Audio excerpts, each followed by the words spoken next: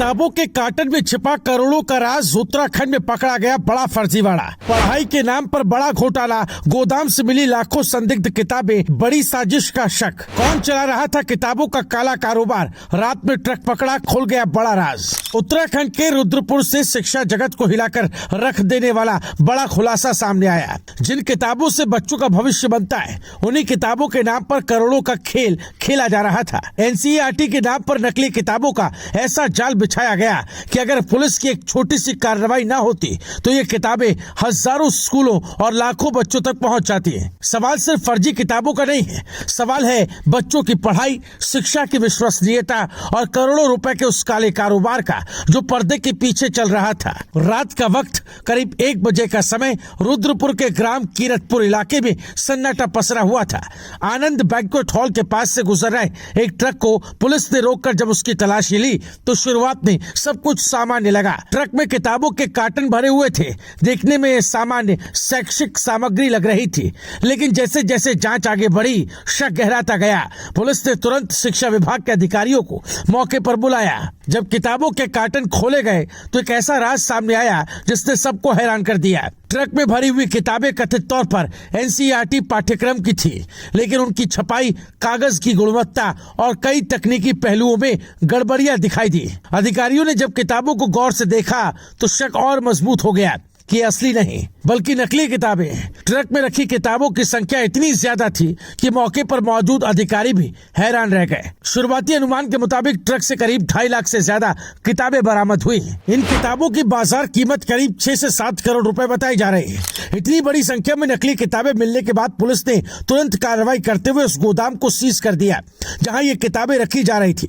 बताया जा रहा है कि यह गोदाम रुद्रपुर के कीरतपुर इलाके में आनंद बैंक्वेट हॉल के पास स्थित था। जैसे ही कार्रवाई शुरू हुई, इस पूरे खेल से जुड़े लोग मौके से फरार हो गए। पुलिस अब उन लोगों की तलाश में जुट गई है जो इस बड़े फर्जीवाड़े के पीछे हो सकते हैं। मामले की गंभीरता को देखते हुए शिक्षा विभाग ने तुरंत एनसीईआरटी को भी इसकी सूचना दे दी। सूत्रों के मुताबिक एनसीईआरटी की एक विशेषज्ञ टीम सोमवार को रुद्रपुर पहुंचने वाली है। ये टीम बरामद की गई किताबों की बारीकी से जांच करेगी। जांच के बाद ये तय होगा कि ये किताबें पूरी तरह नकली हैं या फिर किसी अवैध प्रिंटिंग प्रेस के जरिए एनसीईआरटी की किताबों की अवैध नकल तैयार की गई। पुलिस ने ट्रक को अपने कब्जे में ले लिया है और उसे सुरक्षित स्थान पर खड़ा करवा दिया गया है। ट्रक चालक से भी लगातार पूछताछ की जा रही है ताकि ये पता लगाया जा सके ये किताबें कहां से आई और इन्हें कहां पहुंचाया जाना था। जांच एजेंसियां अब इस पूरे नेटवर्क की कड़ियां जोड़ने में जुट गई हैं। दरअसल एनसीईआरटी की किताबें देश भर के स्कूलों में पढ़ाई का आधार मानी जाती हैं। सरकारी स्कूलों से लेकर कई निजी स्कूलों तक लाखों बच्चे इन्हीं किताबों से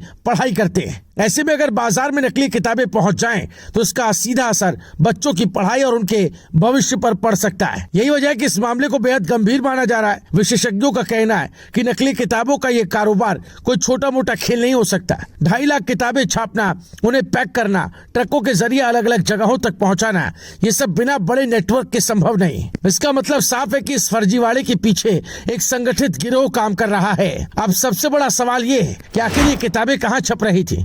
क्या कोई अवैध प्रिंटिंग प्रेस इस पूरे खेल का केंद्र है? क्या इन किताबों को स्कूलों और दुकानों तक पहुंचाने का पूरा नेटवर्क पहले से तैयार था? फिलहाल पुलिस और शिक्षा विभाग की जांच जारी है। एनसीईआरटी की टीम की रिपोर्ट आने के बाद ही इस मामले में आगे की कानूनी कार्रवाई तय होगी। लेकिन इस पूरे खुलासे ने शिक्षा व्यवस्था पर कई गंभीर सवाल खड़े कर दिए। आखिर किसने रचा था करोड़ों के इस नकली किताब घोटाले का खेल? कहाँ छप रही थी एनसीईआरटी के नाम पर ये फर्जी किताबें? किसके इशारे पर तैयार हो रहा था शिक्षा से जुड़ा ये बड़ा फर्जीवाड़ा? क्या इन किताबों की सप्लाई पहले भी कई राज्यों में हो चुकी है? क्या स्कूलों और बुक डिपो तक पहुंचने वाला कोई बड़ा नेटवर्क इसके पीछे काम कर रहा है? अब सबकी नजर एनसीईआरटी की जांच रिपोर्ट और पुलिस की अगली कार्रवाई पर टिकी है, क्योंकि इस मामले की परतें खुली तो शिक्षा के नाम पर चल रहे कई और बड़े राज सामने आ सकते हैं। Bureau report, रायशुमारी।